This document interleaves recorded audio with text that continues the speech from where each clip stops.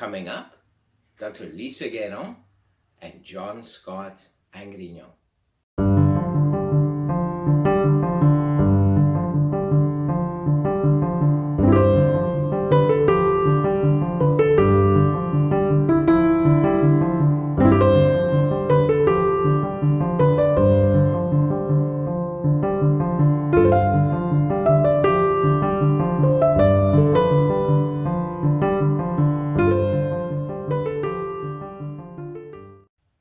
On this show, we feature two of my favorite guests. You're all favorites of mine, however. Dr. Lisa Guéron is a graduate of my same alma mater and is therefore an expert, if you will, on new thoughts and self-help spirituality. John Scott Angrignon is an expert, more or less, although I know he would object to me calling him this, on the reconnective healing or the reconnection, which is a form of spiritual healing. View now how interesting their dialogues were on my recent shows. And another one of the things that I loved when I was looking at your website is you have another saying or tagline: don't just survive, thrive. Learn how to manifest and open your gifts and empower your mind. And I thought right away when I saw capital G period, capital I period, F period, capital T period, and S, that must stand for something. So I dug a little bit deeper because I thought, this is so clever. This is obviously, I'd say in my terms, God-given. We could speak generally and say they were inspired, if you will, by our higher mind. And I wish you could share with everybody what GIFTS stands for and perhaps how your patients, clients, students can work with those things. Yes, so that stands for gratitude, intentions, forgiveness, triumphs, and self-love.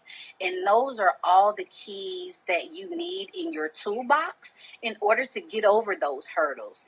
There's so often, many of us take that for granted. We're given a gift, right, with all of those things in it, but we feel that we're supposed to have that, when in reality, we manifest that. We have to learn how to turn our no's into yeses, our downs into ups, and all of the things that happen for us, whether it's bad, not so bad, or good, those are to be used as stepping stones to get to the next level.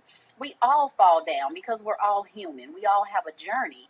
But the one thing that I teach them, and I have this quote on the site, it's by Bob Moore. It says, my strength doesn't come from lifting weights. It comes from getting back up when I've been knocked down. Beautiful. And that's the key that people have to take in and they have to think about. It's okay to fall. It's okay to fail, because you truly only fail when you fail to try.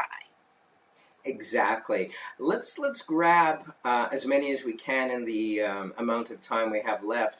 Gratitude. It's funny when you list the gifts, if you will, very similar to one of my books, my third book, The Science of the Soul. I speak of gratitude and appreciation being just an amazing tool. The energy of gratitude and or appreciation. Appreciation resonates a little bit higher as far as I'm concerned than gratitude. But when one say, I remember one of my clients in the area that I'm working in was kind of trudging through this mall, and she had a walker, and she was almost cursing herself and muttering under her breath and looking at me sideways at her situation. Well, that's not going to help anything. Certainly not. And what I did with her was share with her an affirmative prayer of gratitude. And with gratitude, we can embrace the very thing that we may not be happy with. And in her case, it was pain in her legs. In her case, it was the walker she was using. And I kind of shifted it, or we shifted it, if you will, got her into a slightly meditative state right there in the mall. It was really a market, but we'll call it a mall.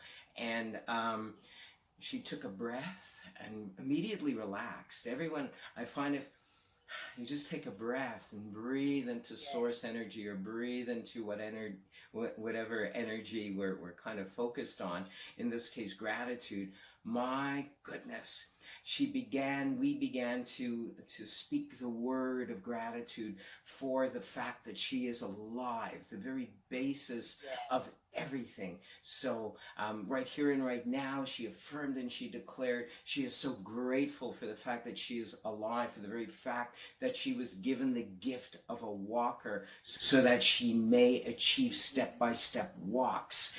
And then with these step-by-step walks, move into, graduate into not using this and strengthening her legs. And I think you're starting to get the idea how one can use gratitude in such a powerful way to shift anger, to shift resentment. Intention, I find, just so important for goal setting at the very least on a very superficial level, but also for visualizing or envisioning, as I refer to it as. And with intention, we can almost see, feel, hear, taste where we want to go, and therefore it starts to become reality. If we can feel, see, and taste, that's how I manifested 3 cars, got myself in trouble. Should have only manifested the one, but that's a whole other story in one of my books. The intent of driving, the intent of being mobile, the smelling the leather of the seats and the interior, right then and there you're setting an intention on so many levels. So that's why I was so excited to see what the word gifts stands for. Forgiveness, of course, and I know you're going to agree with me on this. It's not just about forgiving others, but... No, it is also about forgiving yourself. Absolutely. Because everything starts with self. It starts within. We have to look at the man in the mirror before we place blame on anything or anyone else. It is very, very important for us to take a look at ourselves deep within and find out where we lie in that whole arena. We had something to do with whatever caused it. We manifested it, whether we want to believe it or not. It is something that we spoke into existence with our thought pattern, our speech pattern, our behavior, down to the people that we have around us. So it is very true when they say you are what you eat. What you eat, what you take in is what you manifest within your body. That comes out. The way you think, the people that you have around you, that manifests into everything that comes back to you. So oftentimes people talk about karma. Well, karma can be good, karma can be bad, because it is the energy that you put out. The energy that you give to Mother Earth is the energy that comes back to you. So if you're only focusing on the negative, that's all you get back is the negative. So being gracious or having gratitude or appreciation for the things that you do and don't have, because you don't know the blessings that God has set for you. The intention that you set forth for yourself every day, moment to moment, also lives in the fact of how you forgive yourself and forgive others so that you can move forward and get to the next piece, which is triumph.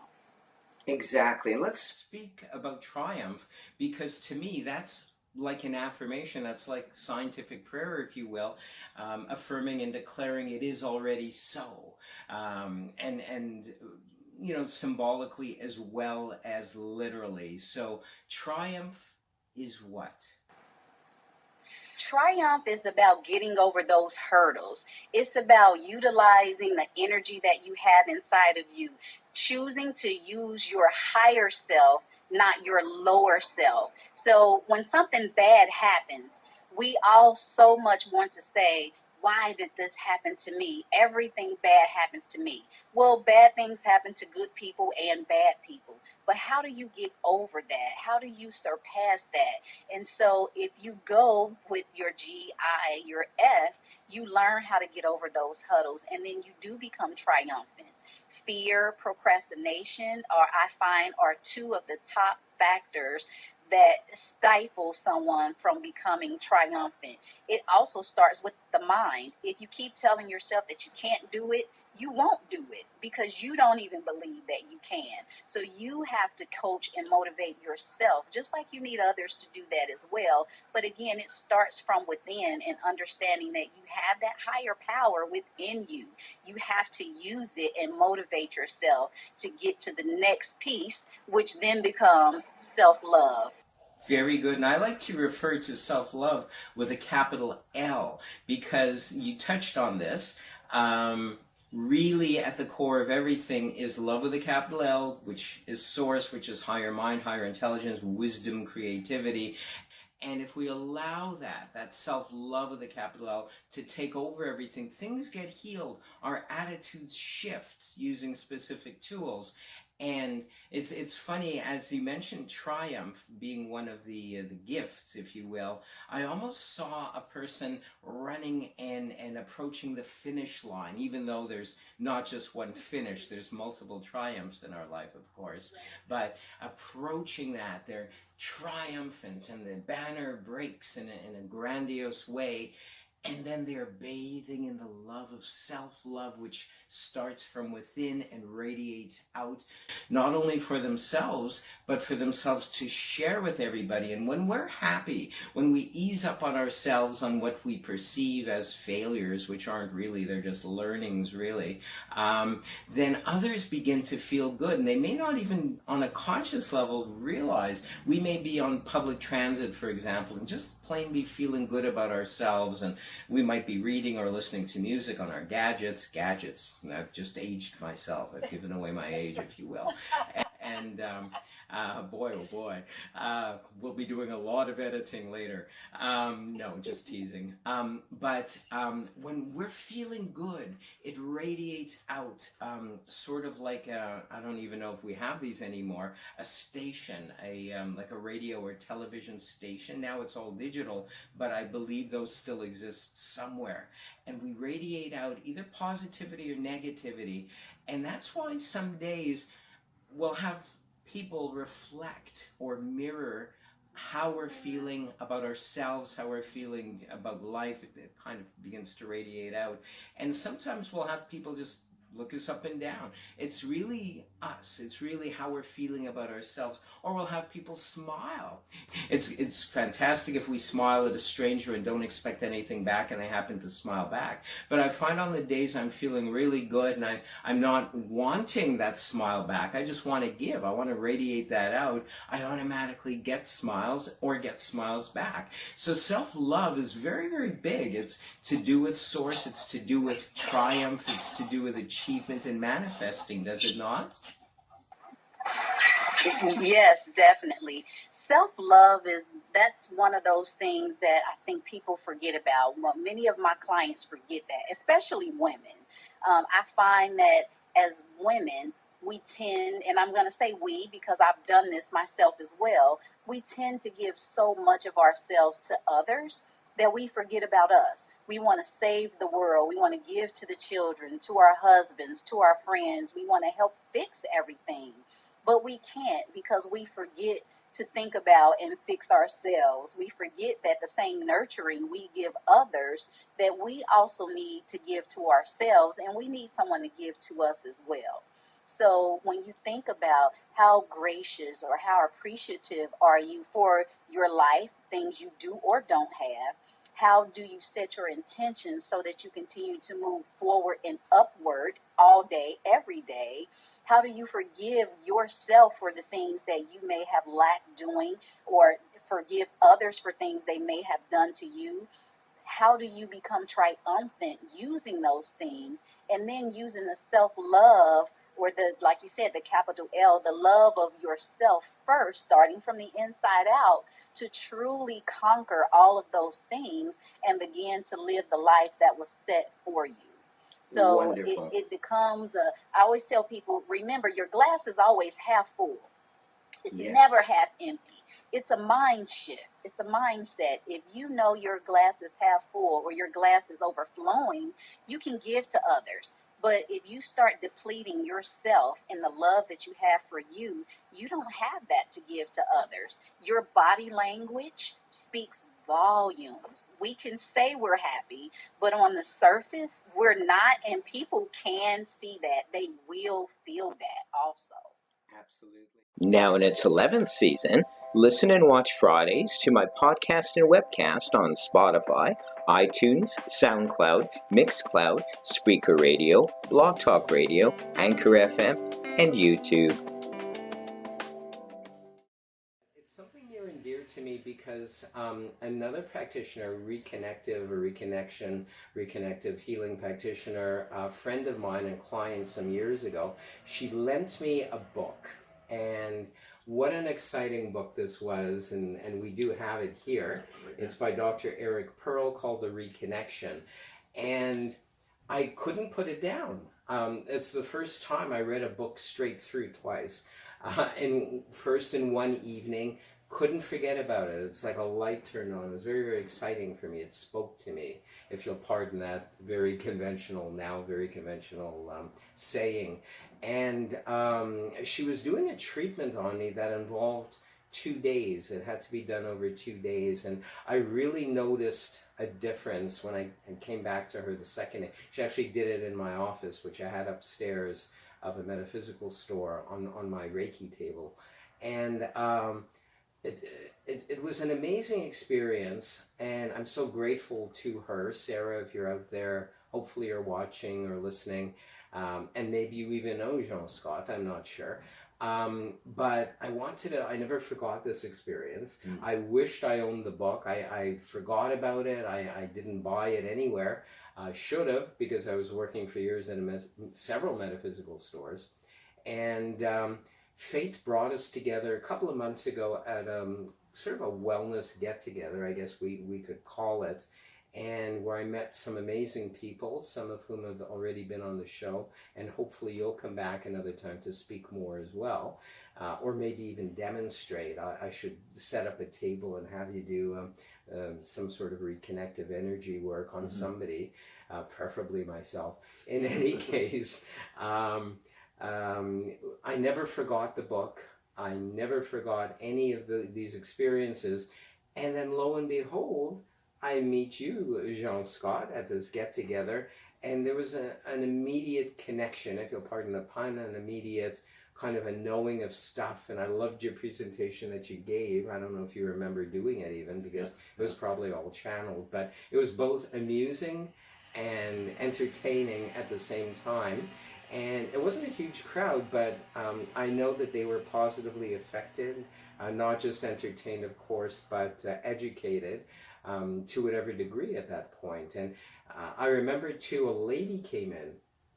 You might remember that. She was... Just walked in off the street. Yeah, and I'm sure that's exactly what she needed, whether she follows up with you or someone else, but she probably needed that information at that time. So I know I'm blabbing on and on. I tend to do that. Now, I'm going to start right off the bat by sharing with you, and those of you out there as well, I have a particular bias, and that's towards Reiki as well. I know I've said amazing things about the reconnection and reconnective healing. However, my first exposure to energy healing was Reiki, and it was through a teacher, my Reiki teacher in Montreal. And that wasn't for me. I mean, she was an awesome teacher, as good as she can be based on what was known 15 years ago. But again, information is always being channeled. Information is always coming everybody's way. And we all know a lot more about Reiki since then. And I've written a number of books. I did one of my either master's degrees or PhDs about comparing various forms of energy healing. I'm sorry I did not include the reconnection. I only connected, or rather shared what I knew at the time, which was Qigong healing, or Qigong, Qi or Chi Gong, Gong, for those of you who are or aren't familiar with that out there. It's thousands and thousands of years old. It's based on animals, and you should research that. Out of that came Qi healing and Qi, playing with Qi, doing all kinds of stuff with that. And really, I believe from my research that Reiki really stems out of that, even though it's a different, little bit of a fine-tunement, a different kind of energy as well on top of Qi energy, which all of us have. And what intrigued me about the reconnection or reconnective healing energy is it seemed to be a different frequency. And Dr. Eric Pearl, in all his wisdom, speaks of an energy grid that we are a part of, or the earth is a part of, and connecting to that. Can you share with us a little bit about that so we can understand? Gladly, thank you. And thank you for having me today. It's an honor and a pleasure. I think the first thing I want to talk about is the arrival of reconnective healing on this planet. It happened 25 years ago this year, as a matter of fact, in 1993. Dr. Eric Pearl was a chiropractor in Los Angeles. Suddenly he discovered he could heal people just by waving his hands in the air. And sort of playing with what he was, with feelings and sensations he was getting in his hands, he found people in his practice started having these incredible healings. And being a man of science, he didn't just leave it there. He just kept he wanted to know what was going on. He did a lot of research, a lot of looking at various other healers to try and get their advice as to what they saw. And his journey with that is very amazing and very humorous and very enlightening. And if you ever get the chance to hear him speak, please do, or read his book, The Reconnection. It tells the story. He's a very good writer and a visionary. And but the other thing that started happening when he could suddenly heal people was his clients. The first client this happened with was named Frederick Ponsloff, and Frederick got on his chiropractic table, fell into a trance, and began to channel these sentences. He channeled 6 sentences to Dr. Pearl. The first sentence was, "We're here to tell you to continue doing what you're doing," which referred to the healing he was doing. The second sentence was, "What you're doing is bringing light and information to the planet." The third sentence was, "What you're doing is reconnecting strands, which refers to DNA. And the fourth was, "What you're doing is reconnecting strings," which referred to other dimensions. It took a while to put all this together. The fifth sentence was, "Know that you are a master," and the sixth sentence was, "We've come because of your reputation." And now every time that guy went on the table for chiropractic treatment, he would fall into this trance and utter those 6 sentences. And that made Dr. Pearl pay attention. He said, "Something's going on here. What's happening here? And he began to analyze those sentences, and then it got a bit stranger because about 50 of his other chiropractic clients who didn't know each other, without any kind of preemptive knowledge of anything, all went on his table and fell into a trance and uttered those same 6 sentences over a period of about 2 or 3 months. So he knew he had to pay attention. That was a huge attention getter for him. Expand your consciousness and awareness with Dr. Michael's more than 40 paperback books of a self-help, mystical, new thought, and metaphysical nature, available from Amazon.